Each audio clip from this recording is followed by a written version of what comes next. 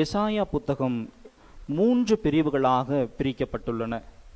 பாபிலோனிய அடிமைத்தனத்திற்கு முன்பு, பாபிலோனிய அடிமைத்தனத்தின் போது, பாபிலோனிய அடிமைத்தனத்திற்கு பிற்பாடு என்று 3 பிரிவுகளாக இன்றைய எசாயா நபி பிரிக்கப்பட்டுள்ளது.